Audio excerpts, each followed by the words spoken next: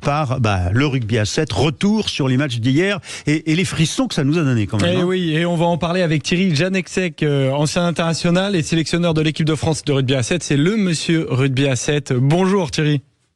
Oui, bonjour. Alors on est très heureux de vous avoir à l'antenne de Sud Radio, qui est la radio du rugby, pour faire un point, parce que on va pas se mentir, on a quand même eu très très chaud hier, non ? Oui, vous savez, c'est le rugby à 7. On connaît pas trop les équipes, mais on sait que tout le monde se prépare. Et c'est vrai que l'entrée en matière a été très hésitante, mais et rassurante sur la fin quand même, malgré tout. Ouais. Voilà, c'est vrai que beaucoup de personnes sont restées un peu sur leur interrogation par rapport à la production de l'équipe de France, mais soyons pas trop pressés, laissez-les faire, on va les laisser faire, ils vont arriver à sortir quelque chose de bien. Oui. Bon, mais au fond, vous nous dites, Thierry Janeczek, qu'on a finalement trop mis la pression sur Antoine Dupont, et on en a trop parlé avant, et c'est un peu de notre faute alors les médias, parce que on veut absolument qu'ils aient toutes les médailles d'or avant, et puis après on les laisse pas jouer, quoi. Non, je pense pas que c'est pas la faute des médias, c'est pas la faute de la surmédiatisation d'Antoine Dupont. À mon avis, ça a juste amené un éclairage très positif au rugby à 7. Et il faut dire que les équipes qui sont qualifiées pour les Jeux Olympiques, elles sont pas là par hasard. Comme l'Uruguay, personne ne connaît l'Uruguay, mais dans le milieu du rugby à 7, on sait que ce que représente l'Uruguay, et on était vraiment bien content de pouvoir gagner ce match. Et vous savez, ça a été très chaud effectivement contre les Uruguayens. Ça a été le deuxième match qu'on a remporté quand même. Le premier contre les Américains, il y a eu match nul. Il y avait une ambiance, Thierry Janeczek, qui était incandescente dans le Stade de France. Est-ce que ça a pu jouer ça finalement ? Est-ce que ça a pu mettre un tout petit peu de pression même sur les coéquipiers d'Antoine Dupont ? Déjà de réponse, il y avait dans le Stade de France une ambiance inimaginable, avec c'était magnifique. Les grands matchs, les grands matchs du tournoi Destination, et ça pour le rugby à 7, c'est vraiment un éclairage somptueux. Et vous savez, les joueurs, ils sont habitués à jouer dans un cocon, ils font abstraction de tout ce qui se passe autour du stade.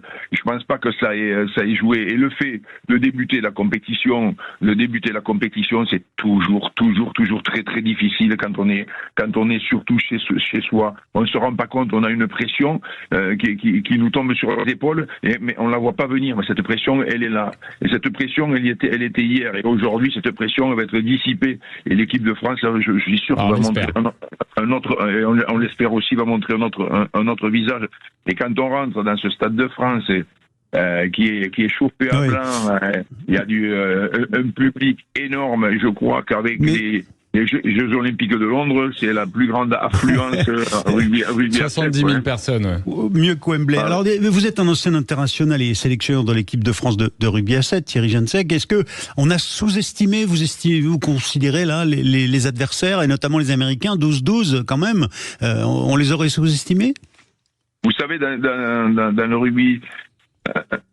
rugby, en général, et dans le rugby à 7, on fait preuve de beaucoup d'humilité. Jamais on va sous-estimer une équipe.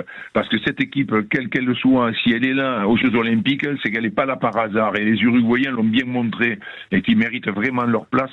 Et on le savait, c'était un match piège, parce que ce sont de très bons joueurs. Je ne parle pas des États-Unis, qui font partie des meilleures équipes du circuit mondial, avec leurs vedettes, et des joueurs qui sont vraiment préparés comme des horloges, comme l'équipe de France, hein. Et pour jouer ces compétitions, vous savez qu'avec le circuit mondial, il y a 10 étapes mondiales, et ces équipes-là connaissent vraiment tous les fonctionnements et toutes les conditions de la préparation. Et jouer devant un public surchauffé, quand on joue à Hong Kong, c'est vrai qu'il y a moins de personnes à Hong Kong, mais les tribunes, elles sont quasiment... c'est la mecque du rugby, effectivement.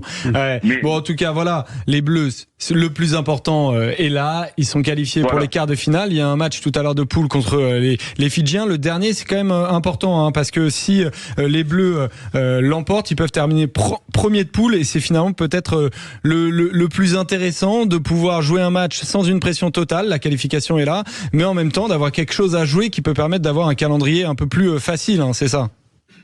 Oui, je dirais, deux versions. Peu importe l'adversaire qu'on aura en quart de finale, il sera de notre niveau. Il est certain que si on est bien classé, on peut tomber sur un adversaire éventuellement moins bon. Encore que sur une compétition, la valeur des équipes est constamment remise en question et en jeu. Donc l'objectif principal est atteint, celui d'arriver en quart de finale. Maintenant, on va essayer de retrouver, l'équipe de France va essayer de retrouver son rugby qu'elle maîtrise parfaitement bien face aux Fidjiens. Voilà, je pense que c'est un match pour rassurer l'équipe et surtout bien préparer le quart de finale. Bon, on l'espère. Merci beaucoup Thierry Janczek. Thierry Janczek qui est ancien international et sélectionneur de l'équipe de France de rugby à 7 et qui a son rond de serviette en permanence sur forcément, la radio du rugby. Un grand monsieur du rugby Sud français. Radio. Alors, Joseph Fruzon, on va passer au football. Et là, eh bien, la France a sauvé l'honneur. En tout cas, les footballeurs ont sauvé l'honneur, si j'ose dire. L'honneur est là pour le rugby aussi, mais bon, c'est vrai que les footballeurs sont encore mieux rentrés dans le tournoi. Parce que le collectif a fonctionné là et la France a balayé les Américains 3-0 quand même. Ouais, exactement. Et on va en parler avec Bruno Irles. Bonjour. Bonjour. Vous êtes ancien international en jeune de l'équipe de France et ancien joueur aussi de l'AS Monaco. Vous avez joué avec Thierry Henry, qui est l'actuel sélectionneur des Bleus. Bon, 3-0. Je ne sais pas si on peut parler d'entame parfaite pour les Bleus. En tout cas, c'est un vrai bon résultat.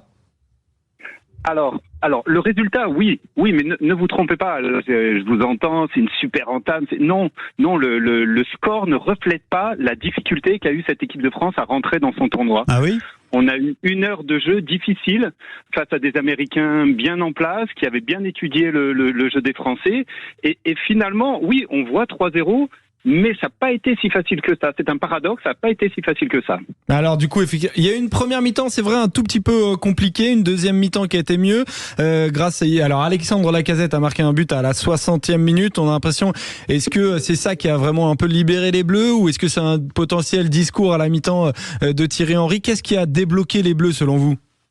Non, vous avez raison de parler de libérer, de débloquer, parce que pour moi, il y a 3 raisons. La première, c'est que Thierry, il faut le savoir, n'a pas l'équipe qu'il souhaitait.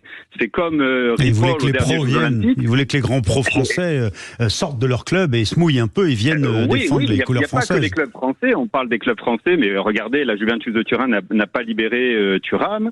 Il y a d'autres clubs, donc Thierry n'avait pas son 11 préférentiel. Ça, c'est la première. La deuxième, c'est que les États-Unis avaient super bien préparé ce match-là. Ils avaient mis en difficulté l'équipe de France en match amical à Sochaux de partout. Et ils étaient collectivement très bien préparés. Et la troisième, c'est comme pour le rugby, je vous ai écouté juste avant, je les ai regardés aussi, c'est que c'est pas facile de rentrer dans un tournoi à domicile avec un public. On est quand même au stade Vélodrome. Il y a peut-être un peu moins d'ambiance qu'à Saint-Denis avec le rugby, mais il y avait quand même, le stade était plein et il y avait de l'ambiance, il y avait une appréhension. Donc oui, en deuxième période, ils se sont libérés et les individualités, je parle d'individualités, ont fait la différence. Bon, en tout cas, il y a le football rentre bien dans sa compétition olympique. Alors, il y a eu quelques déclats de la part de Michel Platini, notamment, qui disait que le football n'était pas un sport olympique. Est-ce que vous avez votre petit avis sur la question, Bruno Irles? Ce serait dommage, quand même. Bruno Irles. Non, bien entendu que le football fait partie des sports et donc des sports olympiques, mais quand Michel Platini dit ça, c'est vrai qu'on parle de moins de 23 ans. Il y a simplement 3 joueurs qui ont plus d'expérience. On parle au rugby, ils ont tous ils sont tous plus ou moins avec de l'expérience à l'âge. Là, l'équipe de France, ce sont beaucoup de jeunes joueurs. Donc ça, c'est pour correspondre peut-être à cet état d'esprit olympique un peu plus amateur qu'on met des jeunes joueurs. Bon, ils sont professionnels comme les autres, hein. Ouais.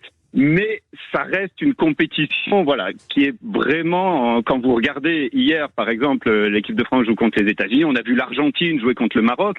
Au Maroc, à part Hakimi, on connaît personne. En Argentine, à part Alvarez, on connaît personne. Ouais, donc tout le monde est un peu sur le même pied de ce point de vue-là, en tout cas. Écoutez, merci pour à la fois cet enthousiasme et cette franchise, Bruno Irles. Je le rappelle, vous êtes footballeur, ancien international jeune, en tout cas dans des Bleus, et puis ancien joueur de l'AS Monaco, où vous avez joué avec Thierry Henry. Merci d'avoir été en direct avec nous sur Sud Radio, qui est la radio des coulisses et de l'actualité des JO. Eh bien, donc le prochain match de football, c'est France-Guinée au stade de Nice aujourd'hui, samedi 27 juillet à 21h. On se retrouve tout de suite pour la suite des JO dans tous leurs états sur Sud Radio. Sud Radio. Parlons vrai. Parlons vrai. Sud Radio. Parlons vrai. Sud Radio. Parlons vrai.